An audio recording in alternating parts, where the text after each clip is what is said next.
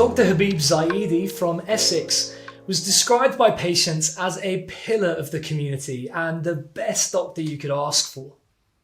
His colleagues called him a hugely respected father of the medical community who had selflessly devoted his life to helping others. His daughter Sarah, who followed him into the medical profession, said her dad's generosity knew no limits.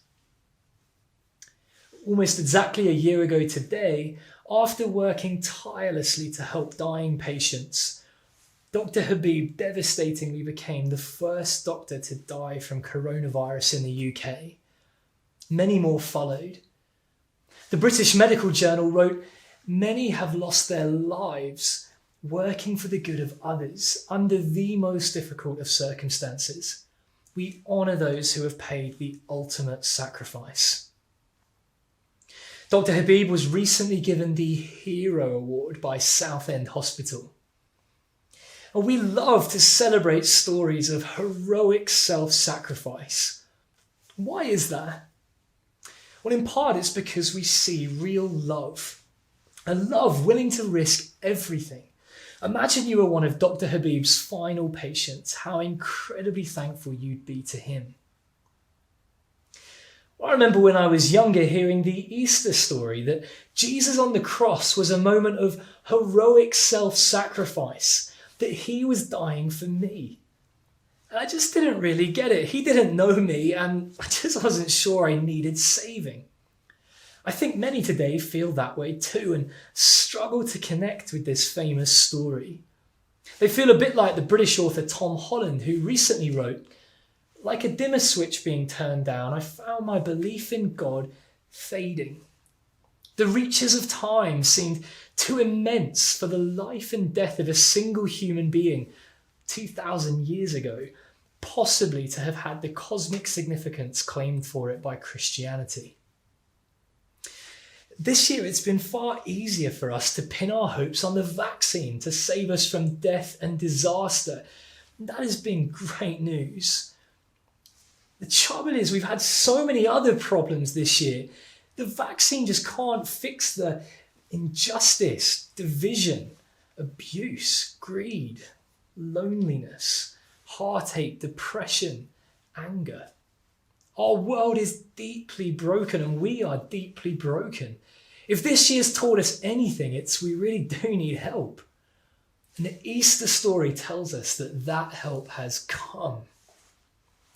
Through lockdown as a church, we've been going through one of the eyewitnesses' accounts of the life of Jesus. I have absolutely loved it. We've finally reached Matthew chapter 27 with the shocking account of the crucifixion, also known as Good Friday. Why on earth is it known as Good Friday? Let me read you some of it. Verse 27. "Then the governor's soldiers took Jesus into the praetorium and gathered the whole company of soldiers round him. They stripped him and put a scarlet robe on him and then twisted together a crown of thorns and set it on his head. They put a staff in his right hand, then they knelt in front of him and mocked him. 'Hail, King of the Jews,' they said. They spat on him and took the staff and struck him on the head again and again. After they had mocked him, they took off the robe and put his own clothes on him. Then they led him away to crucify him." That doesn't sound good. Look later at verse 44.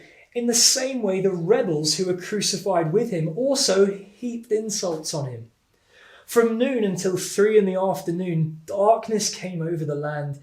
About 3 p.m, Jesus cried out in a loud voice, 'Eli, Eli, lama sabachthani,' which means, my God, why have you forsaken me?" That doesn't sound good at all. Painful Friday, perhaps? Miserable Friday? Bloody Friday? Why Good Friday? Well, the Bible teaches us something profound.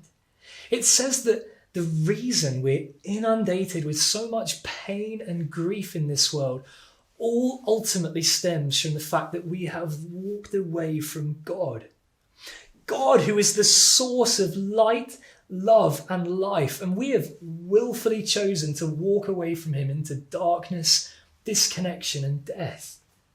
What a depressing situation. We've told God to get lost and subsequently lost the reason for which we were made and landed ourselves in serious trouble. But what does love do when it sees us in trouble? What did Dr. Habib do for his patients? What would you do for a loved one? Love comes to the rescue. And what an amazing moment in the human story where God himself steps into the darkness of our world. He hears our cries for help. He hears our cries for justice. He says, let me take all the punishment for all this evil on me. All the hate between people, all the rebellion against God, put it all on me. The infinite price of infinite crimes put on the infinitely valuable Son of God. See, this isn't some miscellaneous death in the backwaters of the past. This is a cosmic rescue mission that sits at the very center of history. Jesus is forsaken, beaten, and killed for us. In 2019, the British rock band The Darkness released an album called Easter is Cancelled.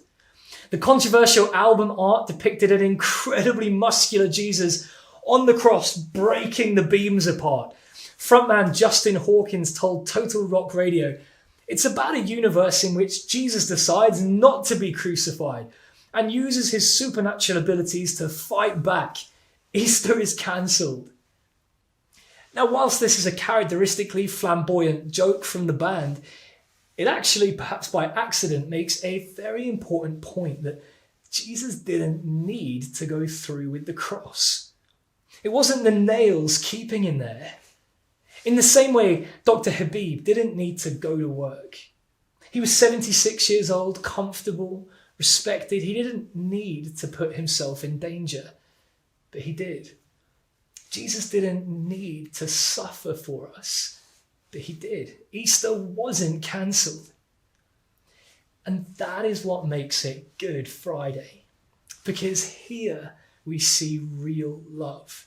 A love willing to give everything for us. A moment of truly heroic sacrifice. And so Good Friday causes us to stare at the darkness of our world and the darkness in our hearts. But it will also show you that you are loved beyond reason. This is just the beginning of the Easter story. If you'd like to find out more, I would love for you to speak to the person who sent you this video. Maybe watch the Easter service on our channel or drop any questions you have in the comments below. Thank you so much for watching and happy Easter.